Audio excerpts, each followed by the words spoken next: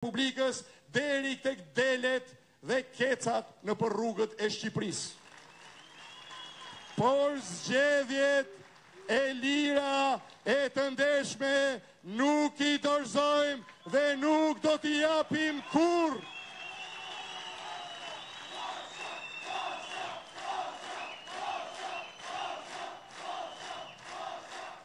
Vodhët të sotmen, por kurse si, nuk mund t'ju lejojmë të vidhni të nesërmen, të ardhmen e Shqipërisë dhe shqiptarëve.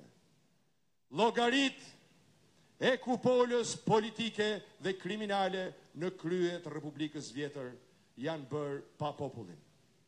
Dhe populli do t'i provoj këto llogari gabim, duke nisur të dielën e ardhshme në Kavaj,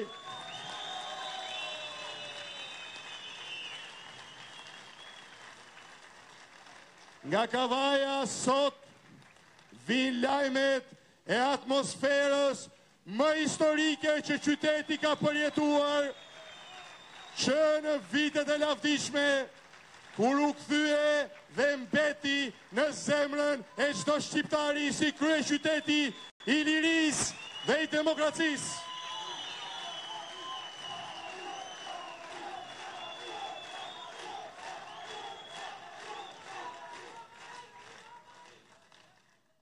Koha për t'i thirrur mendjes është sot. Çdo ditë që kalon, rrit vendosmërinë dhe bashkimin e shqiptarëve. Çdo ditë që kalon, shanset për një kompromis midis dy realiteteve zëvendësohen nga mundësia e padiskutueshme e realitetit që po vjen e do të vijë Republikës së re të qytetarëve shqiptarë.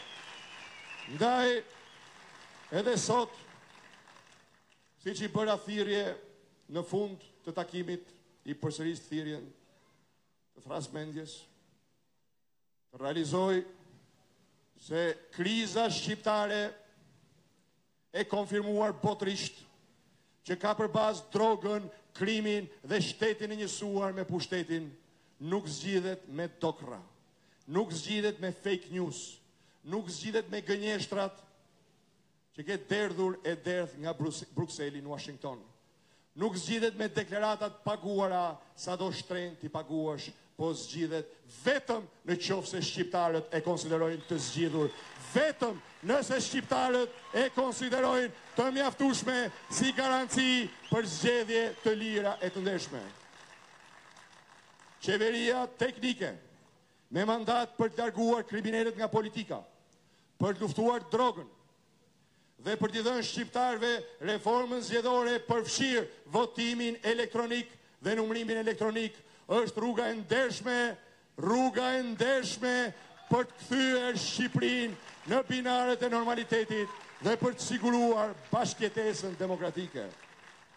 Kushdo që bashkohet me këtë rrugë, është i mirë pritur në një bashkim kombëtar kundër të keqes, pavarësisht prej përgjegjësive që mund të ketë pasur deri në sot për thellimin e të keqes. Kjo lëvizje ka shpirtin e madh. Të fal, të mos harroj, por të ecë përpara. Por nëse forcës argumentit dëshiron t'i lësh vendin me argumentin e forcës, atëherë populli është gati të të mposhtë totalisht.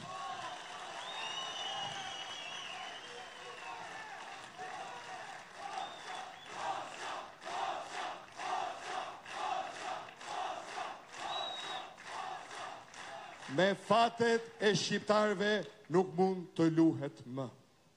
Me popullin nuk mund të luhet më. E aq më pak të shpresosh se opozita do të marrë rolin e alibis së lojrave e teatrit kukullave në kurriz të shqiptarëve. Të dielën në orën 11, ku do jeni? Ku do jeni?